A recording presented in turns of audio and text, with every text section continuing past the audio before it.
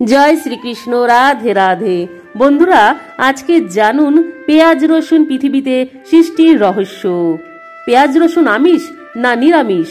গীতায় ভগবান শ্রীকৃষ্ণ কি বলছে? বন্ধুরা, আপনারা দেখেছেন হিন্দু ধর্মের মানুষরা পুজো অর্চনা করার সময় পেঁয়াজ রসুন কখনোই ভোগ দেয় না। আপনারা এটাও লক্ষ্য করে থাকবেন, নবরাত্রির সময় কিংবা কোনো বিশেষ পুজোর সময় অধিকতর হিন্দু মানুষরাই পেঁয়াজ রসুন সেবন করেন না। কিন্তু বন্ধুরা, আপনাদের মনে কি কখনো এটা প্রশ্ন জেগেছে এমনটা কেন করা হয়? এ সম্পর্কিত একটি বর্ণনা হিন্দু পুরাণে পাওয়া যায়, যেখানে বলা হয়েছে পুজো অর্চনা করার সময় পেঁয়াজ রসুন কখনোই ভোগ দেওয়া যাবে না। হিন্দু ধর্মে বেশ কিছু মান্যতা রয়েছে, যেগুলি আজও বেশিরভাগ হিন্দু মানুষরা পালন করেন।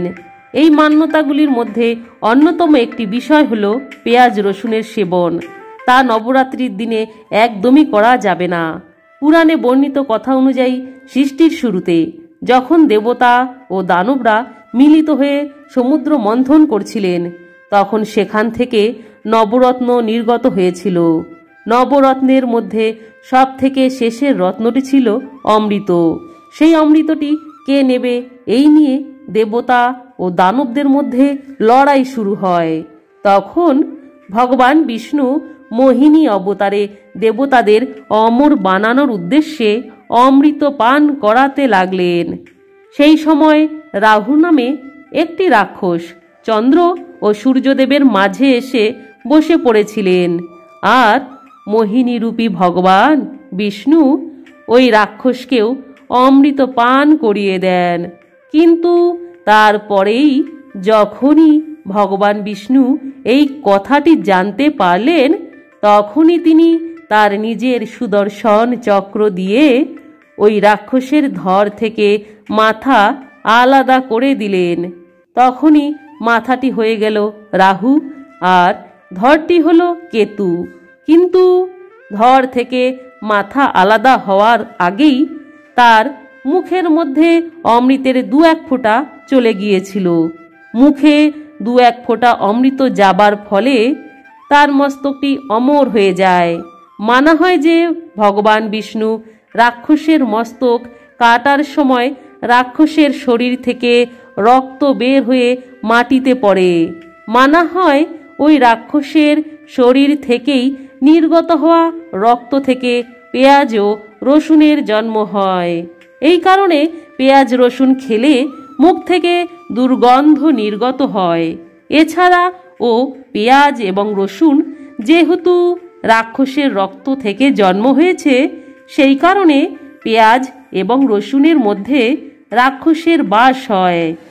আর এটাই হলো আসল কারণ, যার জন্য পেঁয়াজ রসুন কোনো বিশেষ পুজোর দিনে না তো সেবন করা হয়, না কোনো ঠাকুর দেবতাকে ভোগ চড়ানো হয়।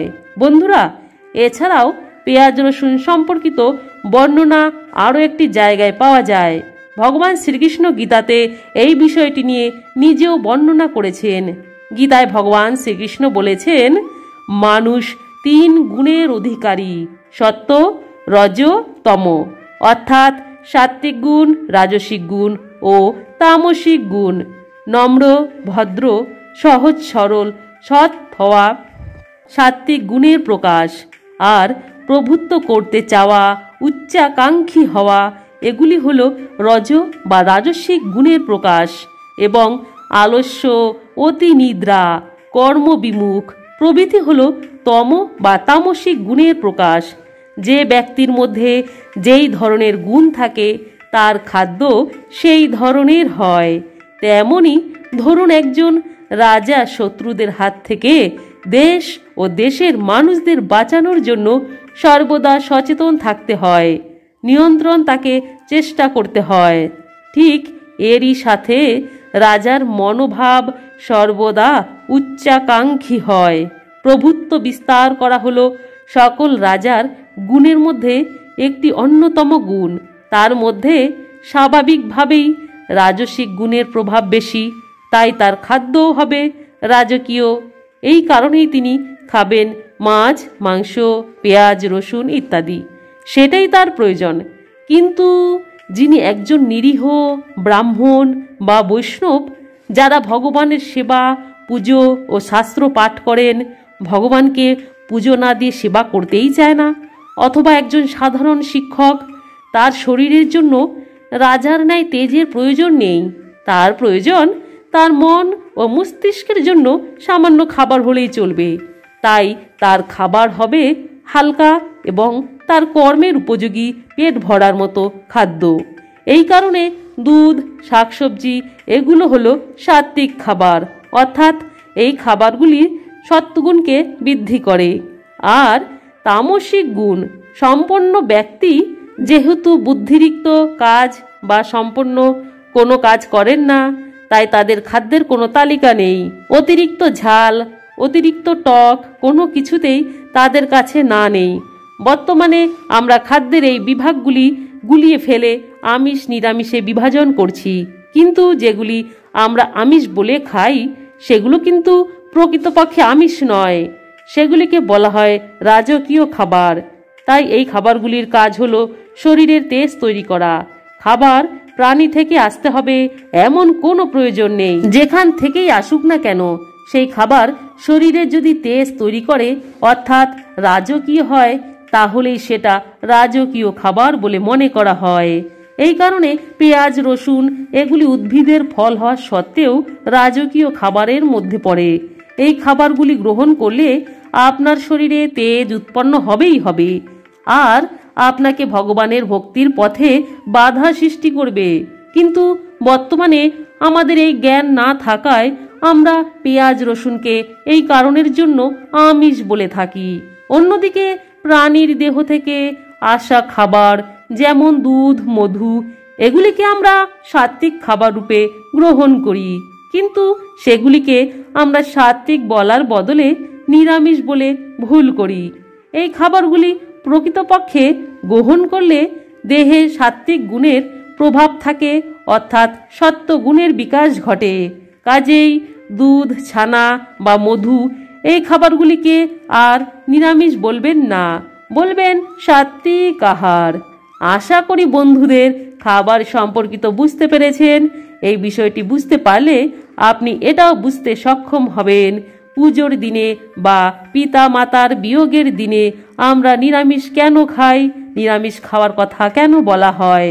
এছাড়া আপনি এটা সম্পর্কেও বুঝতে পারবেন যে কেনই বা প্রতিটি হিন্দু বা বাঙালি ঘরে সপ্তাহে 1 বা 2 দিন খাওয়া হয় নিরামিষ।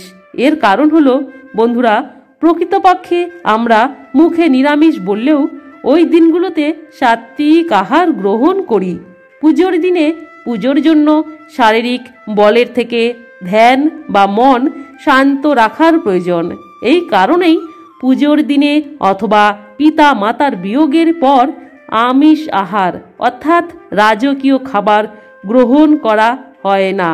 কেননা পুজোর দিনে অথবা পিতা মাতার বিয়োগের পর বেশিরভাগ মানুষের শরীরে তেজের প্রয়োজন হয় না, বরং সেই দিন প্রয়োজন সাত্ত্বিক আহার, যা মন ও শরীরকে ঠান্ডা রাখে।